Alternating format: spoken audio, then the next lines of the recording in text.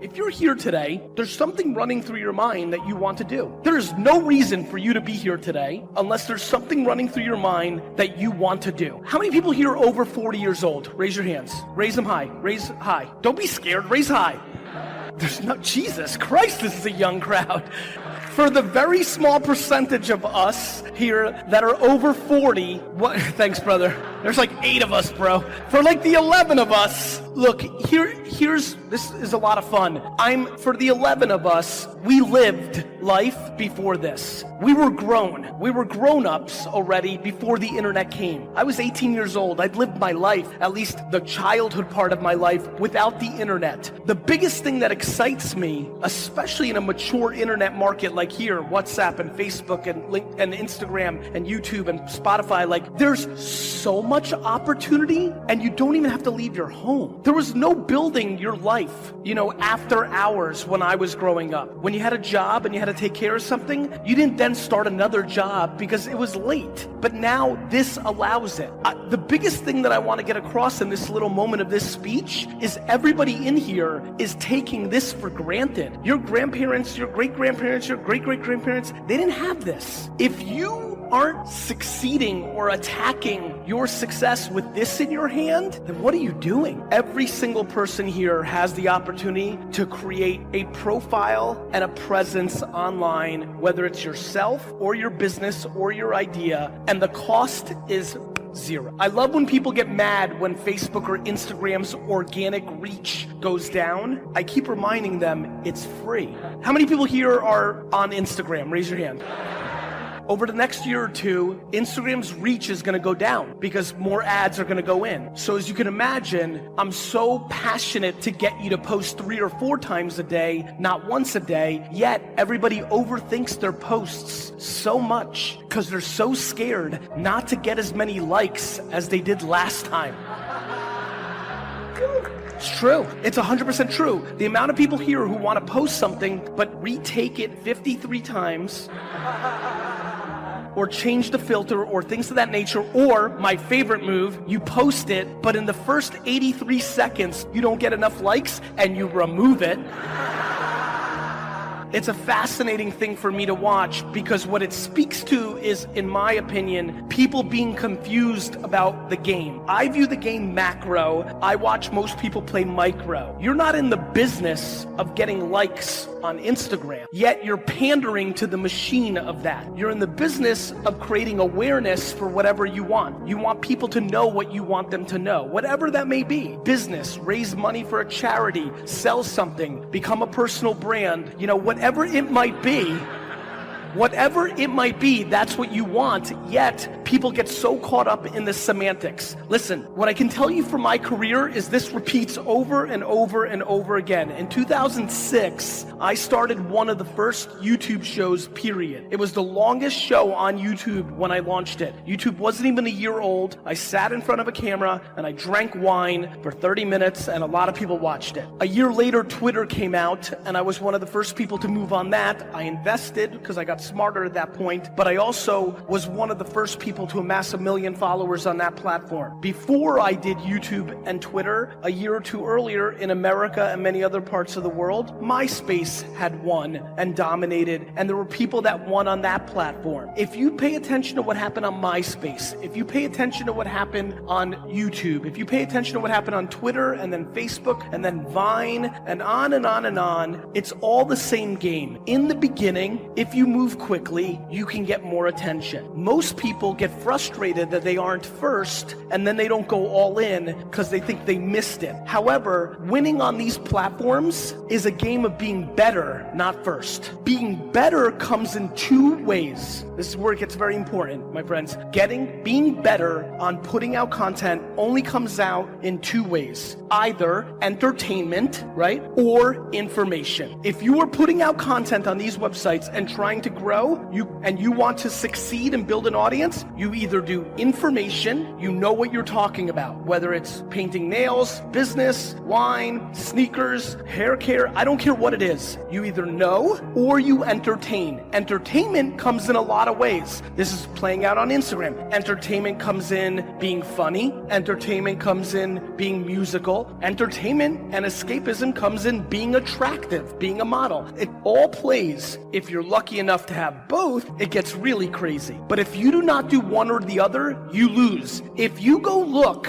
at your Instagram account right now and look at the last 10 posts, my question to you is very simple. Did you post those posts for your audience so they could be entertained or informed? Or did you post it for yourself, for your own self-esteem or insecurities? Let me save you time. You posted it for yourself. The biggest takeaway that you could have from here, in my opinion, is a couple things. Number one, you are very fortunate to live in a country with disproportionate advances on these platforms. When I look at the data of how much attention is on this device and those 6 platforms in this country and the size of this country, it is staggering. This is one of the best places in the world to produce content for YouTube, Spotify, Facebook, Instagram, Twitter. It's one of the best places in the world. See, you did it again. You clapped for yourself. Oh, actually, fun fact, back to this amazing place and the internet and apps. I don't know if a lot of you know this, but I was actually one of the first 5 investors in Path, which was a huge app here for a long period of time before it shut down a year ago. So because I was an early investor in Path, and because this became the biggest market for Path 4 or 5 years ago, I spent a lot of time paying attention to this market from far away. And what I can tell you is this, the beauty of the people that live here, and there's so much, it's funny, there's so much amazingness, in the world that I see, how many people here consume my content? Raise your hands. Thank you. Thank you.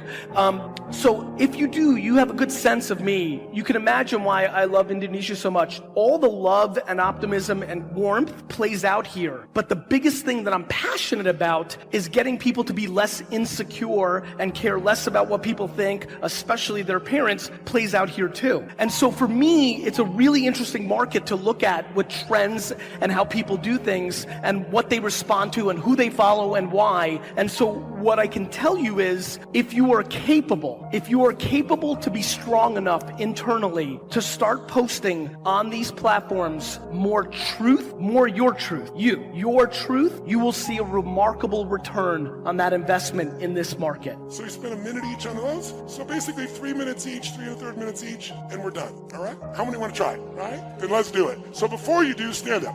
Shake your body out, and if you're gonna relax, the fastest way to relax is first push yourself to a high level of energy, then it allows you to drop deeper. So find a partner and go, I own ya.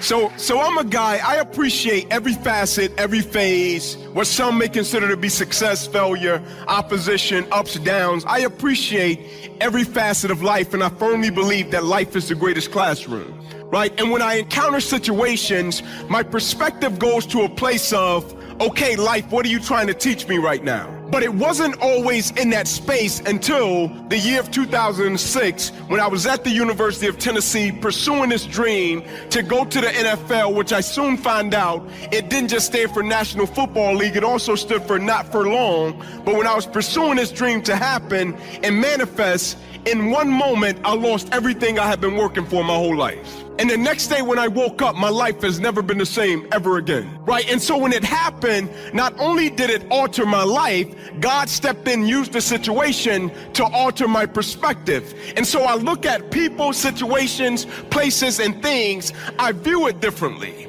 right? And so I landed in Seattle a couple of months ago around midnight. Right, an amazing thing happened. I land in Seattle, a gentleman picks me up from the airport, and we ride to my hotel, and when I get out of the car, I say to the gentleman, man, thanks a lot, I greatly appreciate it. And he says to me, no problem, I just want to let you know, I'll be the guy that's coming back to pick you up in the morning. I said, okay, great, what time would you like for me to be down? He says 7:15. I said, great, I'll see you then. The next morning I come down, we greet each other, we get in the car, we're riding to the venue that I'm scheduled to speak, and maybe 5 minutes into the trip, I look up and I look in the mirror and the gentleman is crying his eyes out. And I say to him, sir, is everything okay? And he responds, I want to paint a picture for you. He said, my normal job is not in transportation. I'm not a driver. He said, my buddy owns the company. He said, whenever he gets overwhelmed with shifts, he'll call me and say, hey man, can you cover a shift? And usually I'll do it because we do a lot of work with the Seattle Seahawks. And so when I drop a guy off, I'll go on the computer, look him up. Pretty cool experience. He said, so naturally when I dropped you off last night, I went on the computer at my house. I started to look you up. And he said, I saw a video about redirection and I saw a video about perspective. And he said, the reason I'm crying is because I just lost my wife. My wife just died. He said, and I've been living my life thinking, surely there's nothing else that can bring me the passion, the energy, the fuel, the driving force that my wife once brought me. Surely there's nothing else as purposeful as my wife to make me get up and give everything I got to everything I'm a part of. And he said, when I saw the video, it's not that it could replace my wife because nothing could ever replace my wife. He said, but when I saw the video, the amazing thing it did was it altered my perspective and it gave me a new sense of energy. I said, great. I said, man, can I ask you a question? He said, sure. I said, you said you had 2 kids, right? He said, yep. I said, okay, cool. Could you tell me at a basic level, in the midst of the opposition, how did you get up every single day, put one foot in front of the other, go out of the door, carry on in your career, and raise your other 2 children in the midst of the adversity? Can you tell me when you took the blow, you had to absorb the blow,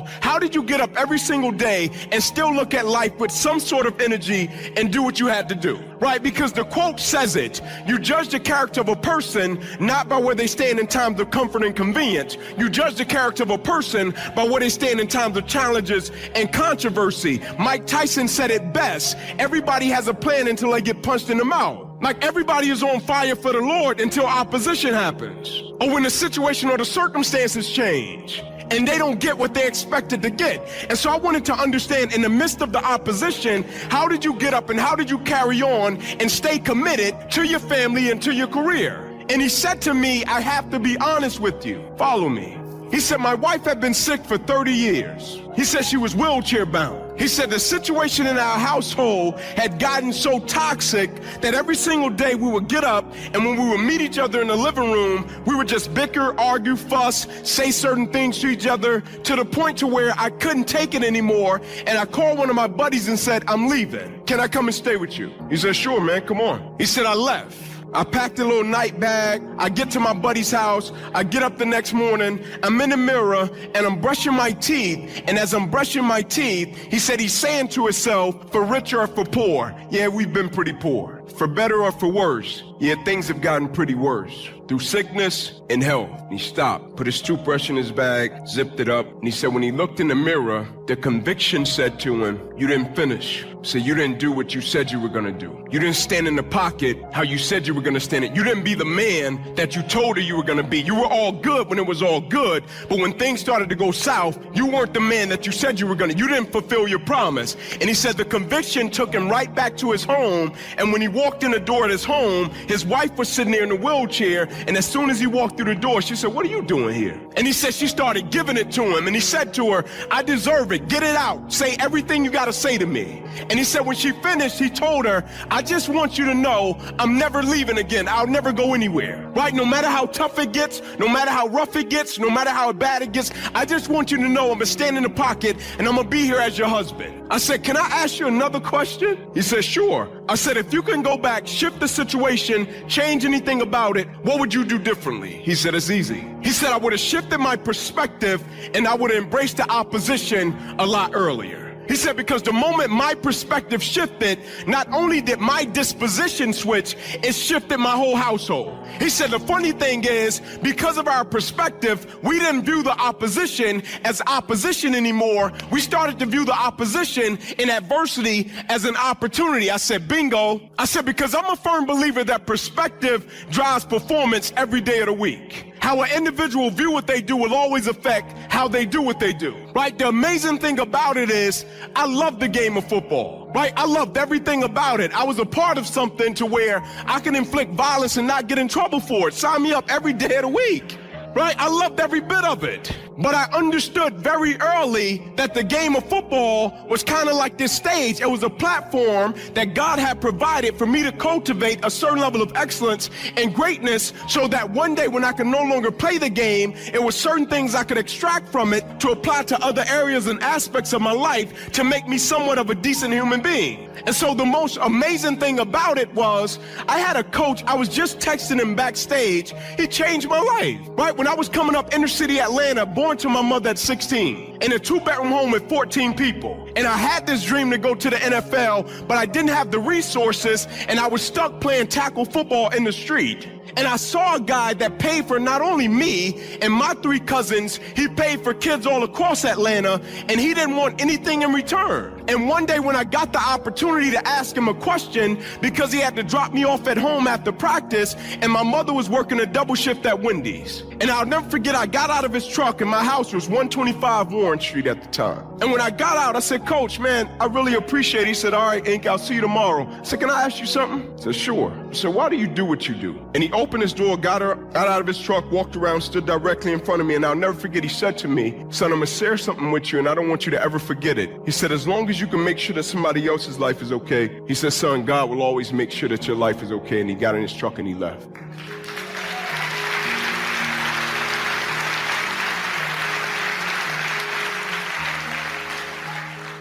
And so it was hard for me to understand when we played the game of football, how could an individual be a part of an institution and not give everything they had to it if they were doing it for the glory of God? It was hard for me to understand how, if a person had somebody that they loved and they cared about, how could they not push them to get the best out of them if they were doing it for the glory of God and they viewed it in a certain light? And so when I got to the University of Tennessee, I'm gonna be honest, it was Mayberry for me. I was like, man, y'all get smoothies. Like you get steak, shrimp, and spaghetti. Like guys today are spoiled, right? They got their own barbershop, right? They got AC in their lockers, right? They got nap pods. Pods where they could be walking and stop and take a nap. Pods, nap pods. Listen to me for a moment, nap pods. Where they could just be walking and it's like a nap pod. You're tired, you could go take a nap. Nap pod. It blows my mind, right? And I had 2 meetings, and in these 2 meetings, the job of the meetings was to get a sense of direction of what I wanted to accomplish. And so in one meeting, I said, okay, I want to graduate in 3 years, and I want to go to the NFL. They said, well, Inky, you didn't just knock out your testing. I said, I get that, but I really want to help my family. And we had a scrimmage, and I'll never forget our first scrimmage, and I was so excited, I was so hyped. I'm an undersized guy. I'm passionate about the game. I want to give everything I got to it. I have a great scrimmage, right? I'm talking trash. I was a big trash talker, right? Clean trash, but I was a big trash talker. And our chaplain, who now works with the Tennessee Titans, James Mitchell, was present. And when we broke it down and we were walking off the field and I was carrying my pads, and he said, hey, come here. And I jogged over to him and said, hey, man, how you doing? He said, I want you to meet me in my office in the morning. You talking a little crazy. I said, all right, cool. And the next morning I go to see him and I sit down in his office. I said, hey, man, Mitch, how you doing? Like, hey, man, I'm great. I said, what's up, man? What's the meeting about? He said, I want to disciple you. I said, what is that? I said, that sounds hard. He said, yeah, I want to disciple you, like spiritually. I want to go deep with you. I want to help you develop. He said, like when you have meetings with football, like position meetings, I want you to meet with me prior to the meeting, and I want to be able to give you homework, and I want to make you sacrifice and abstain for certain things. I want to help you develop spiritually. That's what discipleship is. I want to go deeper with you. I said, okay, can you give me a second? I want to go talk to my roommates and see, can they do this with me and walk with me, because I want a certain level of accountability. He said, yeah, go talk to him. I go talk to my roommates. At the time, it was Gerard Mayo, who went first round 10 pick to the Patriots. Now he's the Patriots linebackers coach. It was Robert Ayers, who went first round 18 pick to the Denver Broncos. It was Ramon Foster. He's starting for the Pittsburgh Steelers still until this day, and he went free agent. He's been starting for him ever since he got in the league. And I went to him and I said, hey man, here's the deal. He wants to walk with us spiritually. Are you guys down? He was like, yeah, let's do it. I said, I get it. We want to be great athletes, but I think we want to be well-rounded as men as well. And this could be really beneficial, and we can hold each other accountable. When one guy gets weak, another guy can step up and help him out. Can we do this? It was like, yeah, let's do it. Right? In the first meeting, we tried it just to see how serious he was. He gave us some homework. We showed up to the meeting. None of us did the homework. He had us look up some scripture. We walk in and we sit down. He was like, you got your work? We were like, nope. He was like, get out. He's like, come on, man. Like, let's go through the lesson. He's like, no, get out. And when we walked out, I'll never forget, Mayo said, oh, he wasn't playing. I was like, no, he's not playing. right? And the next meeting we showed up and we had everything. We would be in the complex at 4:30 in the morning, going over scripture. We'd be in the complex at 4:30 in the morning with our Bibles open, and Mitch was challenging us. We'd be in at 4:30 in the morning, and he was talking to us about abstaining from sex. We'd be there at 4:30 in the morning. He would be talking to us about different challenges and how to lead our teammates.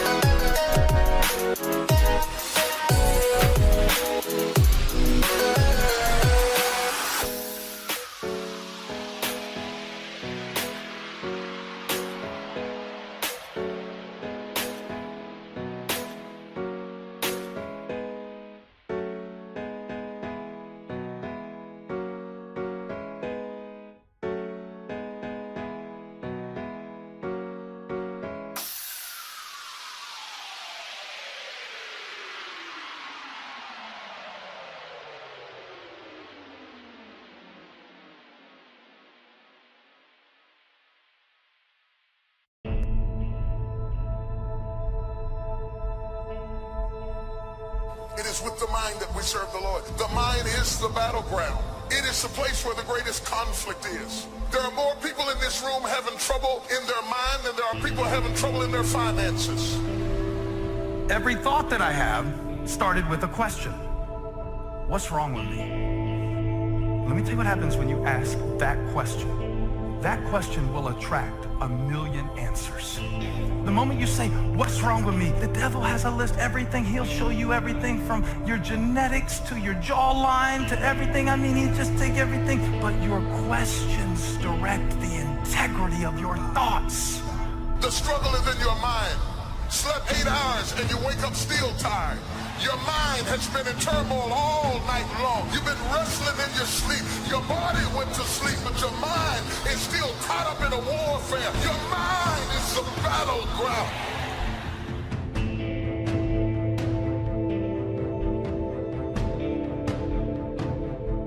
I want to give you the heads up. Never question God. When you're about to transition from one career move, one relationship, or one situation to the next, it's because you've gotten every confirmation in the world that it's your season to transition from where you are to where you're looking to be.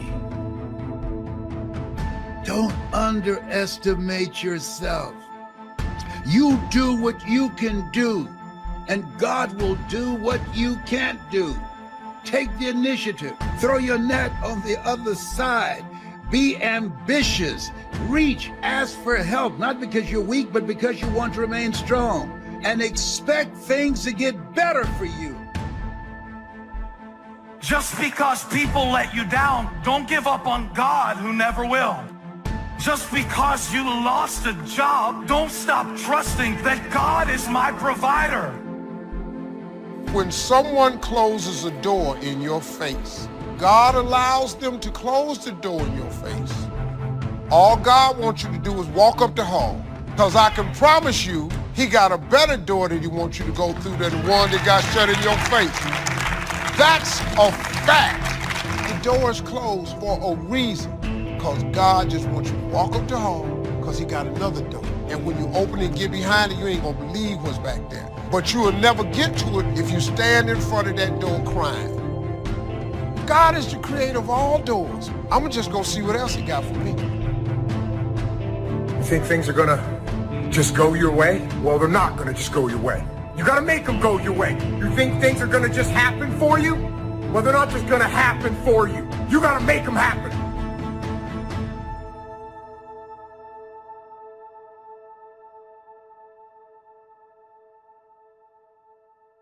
So I want to challenge you to waste no more effort wrestling with other people. Your destiny, your future is not predicated on the decision of someone else. You wasted too much of your life trying to change other people's mind about you. It doesn't matter what they think about you. God is not going to bless you by their opinion. God is going to bless you by how you see yourself. Just start acting like you're blessed, talking like you're blessed, thinking like you're blessed, dressing like you're blessed. If you will put actions behind your faith, one day you will see that become a reality. You cannot go around thinking that you've reached your limits. You're going to become what you believe. You are fully equipped. It may not have happened in your past, but it can happen in your future. Now, I'm asking you to go get what belongs to you. You are blessed. You are prosperous. Start acting like it, talking like it, dreaming like it.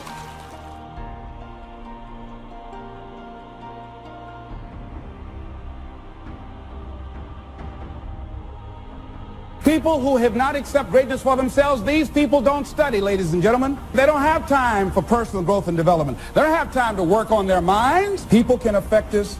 Our peers can affect us. Our environment can affect us just working consciously to overcome the poverty consciousness, the feeling constantly of saying you deserve this. There's no need for you to be afraid. It's not too good to be true. It's true because you've earned it. Why do we care so much about people who don't care about us? That won't be there in the hard times, that won't be there when you hit rock bottom, that won't be there in your struggle, that never call you and ask you how you doing, that never calls you and asks you or checks on you to see if you need something. Why do we care about what they think? We all go through disappointments and things that are not fair. It's easy to hold on to the hurts and think about what they said. We get up in the morning, it's the first thing that comes to mind. We don't realize how much that's affecting us, draining our energy, limiting our creativity.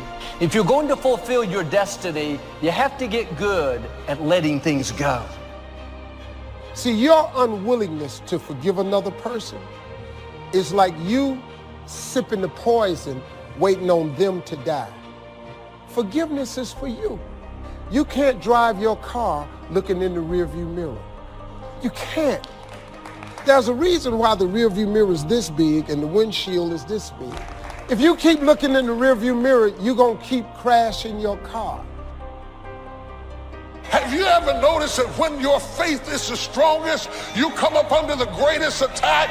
Because every time the devil senses that you're about to walk into who you be, and he's trying to stop you from doing it, slap somebody and say, just do it. Be great before it's too late. Being in a great house does not make you great. It's one thing to have great parents, but that doesn't make you great. And they said it's possible to be in a great house, but you not be great. So being in a great house does not ensure that you'll become great. How can you keep your mind on what you're trying to do? How can you make the choice of discipline over procrastination? How can you keep an attitude of doing it all and doing it now? How can you stay focused on your ambitions? You can keep your focus on your work, or you'll find yourself distracted. Distracted by negative thoughts, distracted by negative people, and pretty soon, depending on the type of people you've associated with, distracted by your doubts within yourself.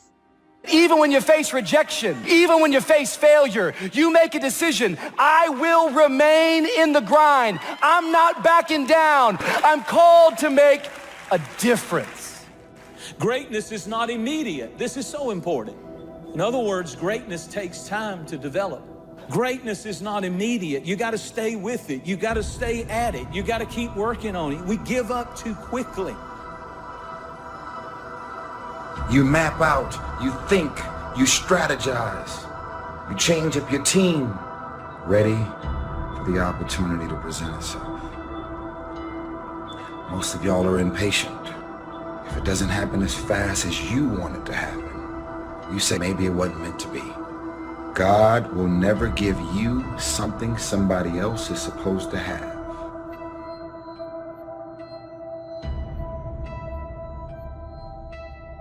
I want you to write this down.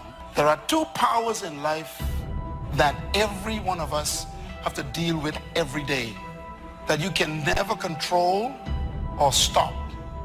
Is time and change. You cannot control time. You cannot control change. What's at the core of achieving the good life? The major key to the good life. It is not in mastering the attributes of leadership. Every day in 1,000 different ways, we are trying to improve ourselves by learning how to do things. We spend a lifetime gathering knowledge in classrooms and in experiences.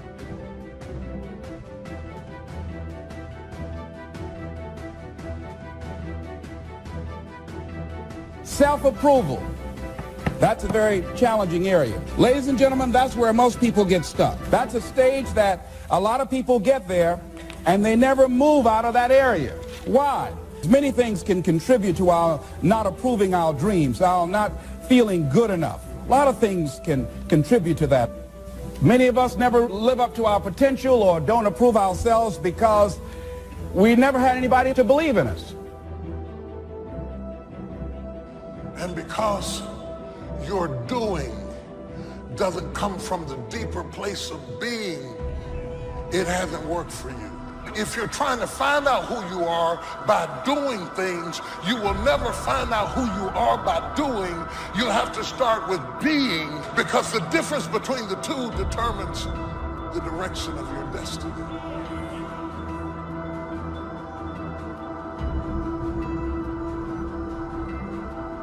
I need to embrace the suffering. You know, there's something powerful that once you just sort of embrace the fact that in order to achieve something big, you've got to get rid of these distractions, you're probably going to have some suffering to get there or some sacrifice to get there. And so once you've embraced and decided that this suffering, this sacrifice you're making is an indicator of progress. Suffering and sacrifice and hard work is an indication of progress towards our dreams.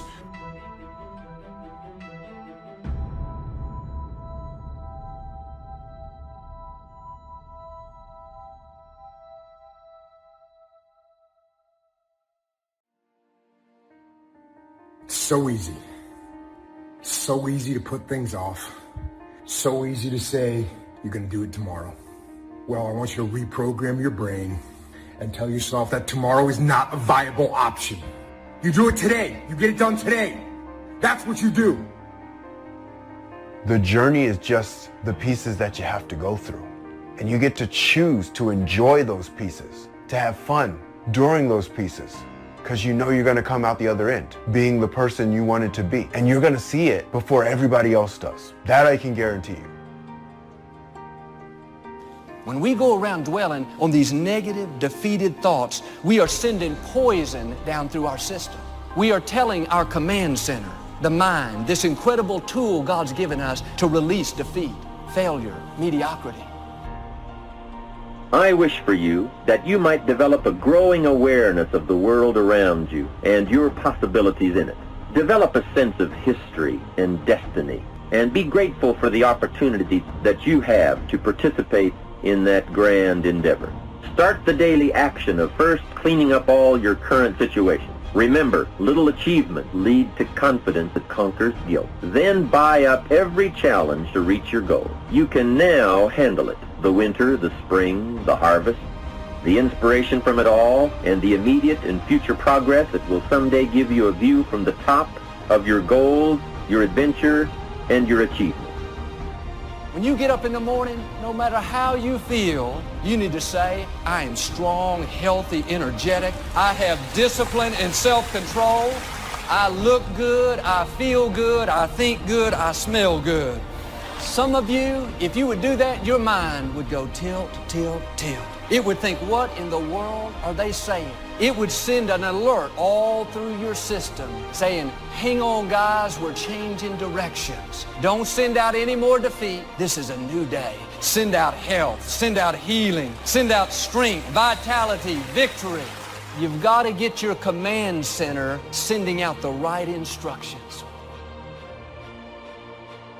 The people that are going to be successful are willing to do the things today others won't do in order to have the things tomorrow others won't have. What is it that most people won't do? Here's what they won't do. Learn something new. They're comfortable with what they're doing now. Learn something new. You need to learn how to control your own destiny. Be your own boss. That's what time it is. Most of the time, your challenge is you're not solving it quickly enough. You're not getting totally certain. Certainty is so huge. Flood yourself with certainty. And then most people don't understand you can obliterate most problems with just massive action. I see people hem and haw and make excuses all the time when challenges arise, and it would have just been solved if you'd have decided, you'd have been totally certain, and you'd obliterate that problem with some massive action. How great to have a mind to expand and a soul to nourish, to have hands that can feel, a heart that can experience, a soul that can soar, a mind that can inquire and learn, a body that can respond, to know love, sadness, hope, disappointment, accomplishment, failure, thrills, appreciation, wonder, frustration, confidence, courage, impatience, contentment, expectation, fulfillment, beauty, and harmony. To have all this happen to one is one thing. To know it is all happening is much more. What stress really is when a problem comes up is the fear of loss. And what you do is you begin to give this a disempowering meaning, and you begin to feel like you're going to lose something. which is why having a process means so much to me, because when I know I have a process to solve a problem, I'm so much less fearful of the loss or the stress that it's going to cause me. When you begin to get these feelings, it's where your focus is going that's causing this stress level to rise in you. And my hallucination for many of you is that when a problem arises, you begin to focus on the problem more than the solution. You begin to magnify your stress level, make a disempowering meaning, which is this fear you're going to lose something. If you're still wounded over a position you lost, you'll go to that new company defensive, not friendly. You're treating them based on what you've been through, but they had nothing to do with it. It's much more freeing when you learn to let things go. God will be your vindicator. He'll take care of who did you wrong. It's not your job to pay people back. They hurt you once. Don't let them continue to hurt you by holding on to it.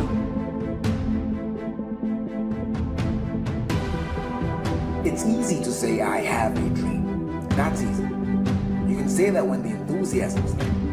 You can say that when you have enough money in the bank. But I'm telling you, it's hard to say, I still have a dream. I still have a dream. Can't you say that after your friends turn on you? And after the people that you're doing it for stop believing in you?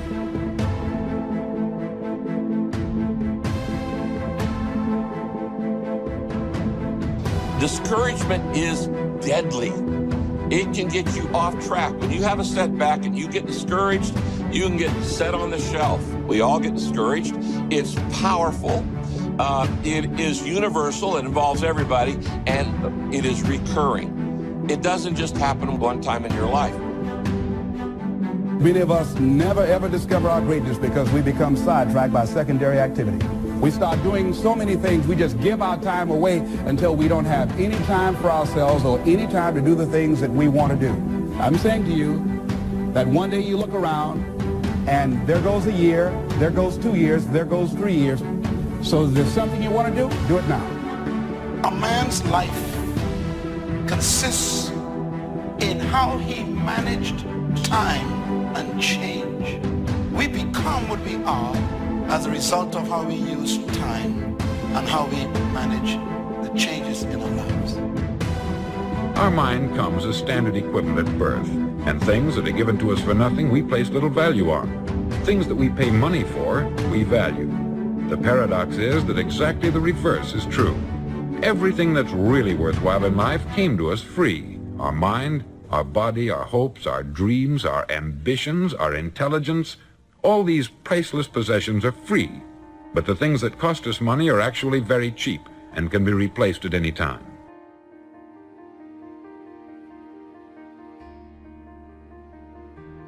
Use your power to create a new beginning for yourself. Find something that you love. I didn't come here to work for someone else. I came here to live my calling. A job is what you get paid for. A calling is what you're made for. I invested in myself. I couldn't afford to do it, but I couldn't afford not to do it. All disciplines carry through to affect all parts of our lives. If we're disciplined in just one area and lazy in another, guess what? The bad habits in one area of our life will eventually destroy our self-discipline in the areas we've been working on. Discipline is a set of standards which we've selected as a personal code of conduct. Discipline is the mind being trained to control our lives. Discipline is imposing on ourselves the requirements for honoring these standards. The most fatal deterrent to self-confidence is guilt. Not doing all you know how to do to the full extent of your present ability weakens the foundation for confidence. The biggest part of worry comes from the lack of this personal confidence. And lack of confidence comes from two major things. First, no goals or plans. And second, no daily discipline to achieve. So listen to the voices of creative experience. Let nature, experience, wisdom speak to you and teach you. Remember, both opportunity and challenge await action.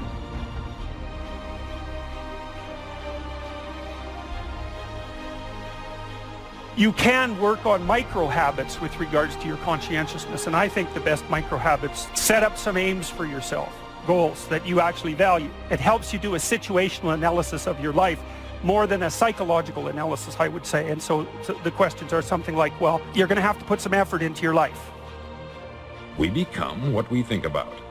Conversely, the man who has no goal, who doesn't know where he's going, and whose thoughts must therefore be thoughts of confusion and anxiety and fear and worry, becomes what he thinks about. And if he thinks about nothing, he becomes nothing. Motivation it's kind of a strange word. We think it means that we're fired up to do something and passionate to make something happen. Because you just can't turn on passion. You can't just turn on the desire to execute a task. Be certain of one thing. Every exaggeration of the truth, once detected by others, destroys our credibility and makes all that we say and do suspect. The tendency to exaggerate, distort, or even withhold the truth is an inherent part of all of us. It starts when we're kids, and then it continues when we're adults, exaggerating our net worth to impress old friends, exaggerating how close we are to closing a deal to impress the boss. If you make it to the end of this video, I want you to write, I am determined to reach my goals. I am determined to reach my goals.